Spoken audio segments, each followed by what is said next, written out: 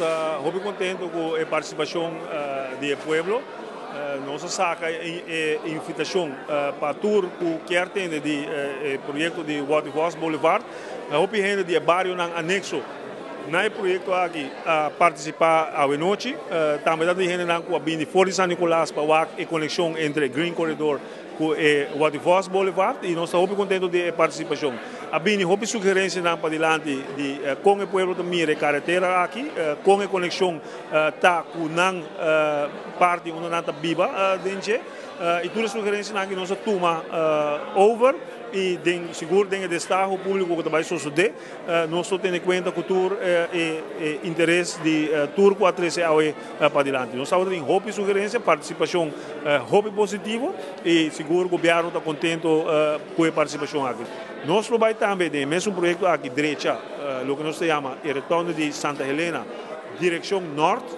Nós direita aqui completamente, nós direita parte de Sasaki Weg.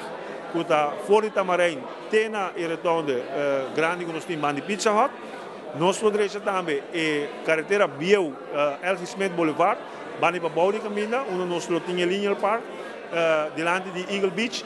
Tudo isso aí nós direita tem o mesmo projeto. Então, é projeto que não é somente uma carretera ronda de Oranjestad, mas tem outro adernang que está conectado com o projeto aqui.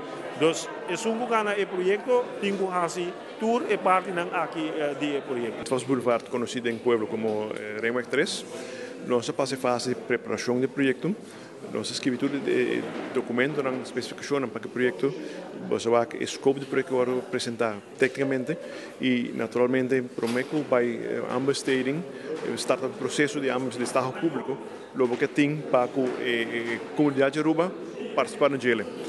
Pensei em consultar com o público de Aruba, para nós aqui na preocupação da hora que o projeto vem, se anda suporta o projeto e agora se tem fase que nós vamos ver que tem documento do Estado público, nós temos que trazer rapport também que se chama Social Environment Impact Assessment Report. Ando para o Social Environment Impact Assessment Report está requerir que nós tenhamos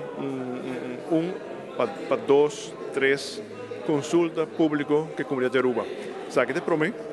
E seguinte 2 anos nós temos outro sítio, não? Porque a Neva Tabac e Ringweg passa do bairro de Cumaná, Cerro Patrici, Tanquilander, Pontão, Bushiri. Então, aqui se começa a enfocar no Oranjestad West e também parte de vai a direção de Pontão, vai a direção de norte, cruzar norte. Onde nós temos aqui lugares estratégicos que nós podemos agrupar vários juntos em uma sessão para nós acercar e chegar mais cedo possível.